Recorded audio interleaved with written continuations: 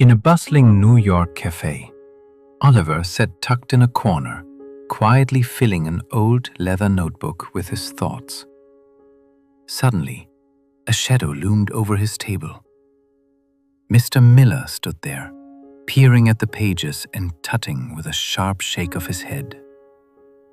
"You're writing it all wrong," he barked, his voice heavy with judgment.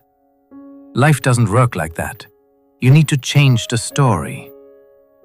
Oliver froze as the peaceful silence of his world was shattered by a stranger who thought he knew better. Have you ever felt that heavy weight of judgment before?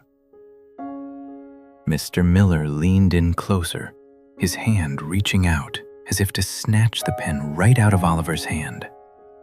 "Why are you wasting your time on this chapter?" he demanded, his eyes scanning the ink. "It's far too dark. This section where you describe leaving your career behind, it's a mistake. And your approach to grief, it's too heavy. You need to write it brighter, more polished. You should do it the way I would." Oliver didn't snap back. He didn't pull his notebook to his chest or defend his choices. Instead, he simply stopped. He laid the pen down on the open page and let out a soft, slow breath. He allowed a long silence to stretch between them, letting the weight of the stranger's words settle in the air. Around them, the cafe was a blur of motion and noise, but Oliver remained perfectly still.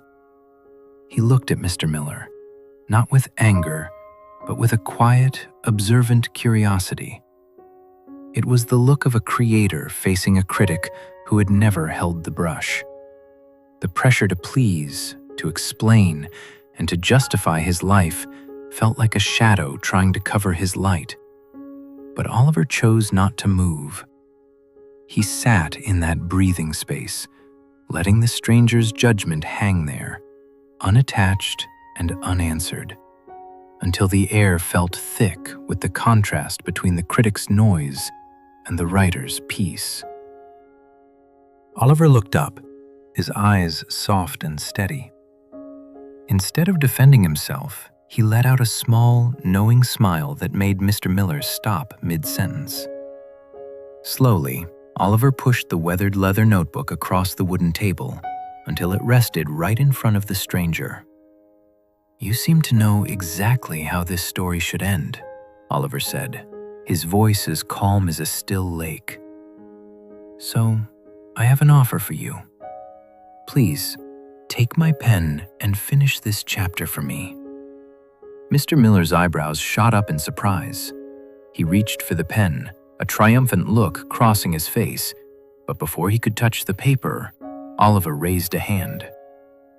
"There is just one small condition," Oliver added gently. "To write the next page correctly, you must truly understand the journey. You must read all 20 chapters that come before this one, and you must finish them in the next 60 seconds. Mr. Miller froze. He looked down at the thick stack of pages, filled with years of cramped handwriting, tear-smudged ink, and carefully preserved memories. He looked at the clock on the wall, then back at the book. "That's impossible," he stammered, his confidence vanishing. "I can't possibly understand everything you've been through in just 1 minute. I don't know the people in these stories. I don't know why you made these choices." Oliver's smile remained, but his gaze became deep and piercing. He reached out and quietly pulled the notebook back to his side of the table. "Exactly," Oliver whispered, the silence around them feeling heavier than the noise. "You want to fix my ending, but you don't even know the name of the pain I wrote about in chapter 1. "You see, Mr. Miller," Oliver said, his voice as soft as the turning of a page. "Every person walking this earth is the author of a unique, one-of-a-kind book. It is their life." He looked out the window at the busy street. "When people look at you, they don't see the thousands of pages you've already written. They weren't there for the long nights of struggle or the quiet mornings of joy. They just catch a glimpse of one single page, often out of context. And because they don't know your story, they try to judge it using their own. It is like someone trying to correct a math problem using a cookbook. Mr. Miller looked down, his anger slowly fading into a quiet realization. Oliver continued, "We often feel this burning desire to explain ourselves. We want to prove we are right. We want them to see our heart. But here is the truth. When you spend your energy trying to make someone understand, you are handing them your pen. You are giving them the power to rewrite your feelings and change your narrative. You are letting their noise become your text. So, let them misunderstand you," Oliver whispered. "It's okay. They haven't walked through your chapters. They haven't felt the weight of your pen. They simply don't have the standing to read your original manuscript." "Anger is like a fire," Oliver added, pointing to the steam rising from his coffee. "It feels hot and urgent, but it only burns the author. But being at peace with their misunderstanding? That is like water. It is quiet. It is deep. It allows you to keep writing your story exactly the way you were meant to, without needing anyone else's permission." Oliver went back to his notebook, his hand moving across the paper with a new sense of freedom. He wasn't writing for the crowd. He wasn't writing for Mr. Miller. He was writing the truth of his own soul.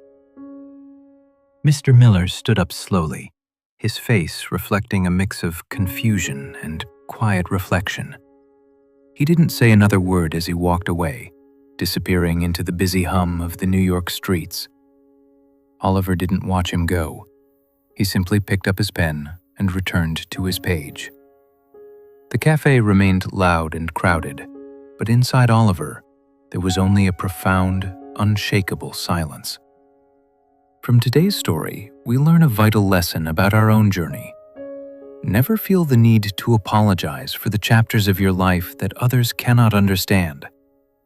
Most people only see the cover, but you are the one living the story. Let them misunderstand you. As long as the pen remains in your hand, you are the one in control. If you've ever felt the heavy weight of judgment, comment, "I am the author" below to reclaim your own narrative. Like and share this video to help someone else find their peace today. Stay calm and remember, your story is far from over. I'll see you in the next life lesson.